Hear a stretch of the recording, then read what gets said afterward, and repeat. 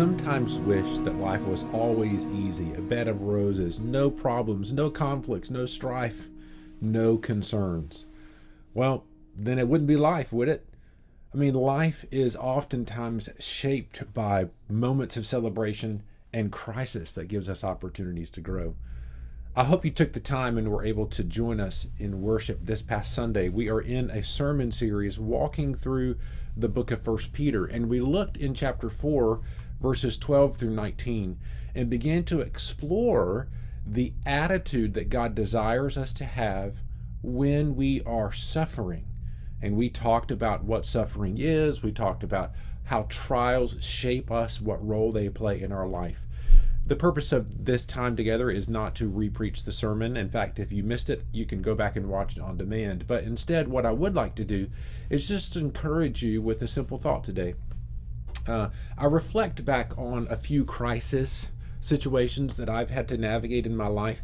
Sometimes I think most recently it was contracting COVID-19 and walking through that over 2-week time of being sick and the lessons that I learned from that. I can look back through some crisis that I brought upon myself through choices and decisions that I've made, crisis that I've had to endure because there was a person or a group of people so adamantly opposed to my worldview and my belief system that it created friction in me. But in all of those, I am sure that you have similar stories. You can look back in your life, whether presently or in the past, and you can reflect on how you have faced the fiery trials of life. We look at 1 Peter, though, with a challenge of attitude over and over again. It uses words like be blessed, count it a blessing, rejoice, find joy. And I begin to think, man, I'll be honest with you, my first reaction in most crises that I face is not joy. It's frustration. It's reacting in anger, questioning God, what are you doing? Why are you allowing this to happen? Or taking it out on a person's, unfortunately, most oftentimes the people that I love the most who had nothing to do with it.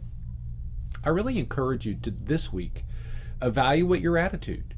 What is your outlook and your perspective on crisis, trials, and tribulations that you face? Whether it is a trial that is of your own doing, you've made some poor choices, maybe you're drowning in debt because you overspent and now you're dealing with the trauma of that. Maybe it's something that is just the reality of life. Maybe you've been sick or you're experiencing death in the family. Perhaps it is a deliberate attack of a spiritual warfare that's being placed upon you because you've taken a stand for right and you've taken a stand for truth in God's word, and you're being attacked, or insulted would be a word that 1 Peter 4 uses for that. No matter the trial that you're walking through, my encouragement to you today is look at it through a lens of joy.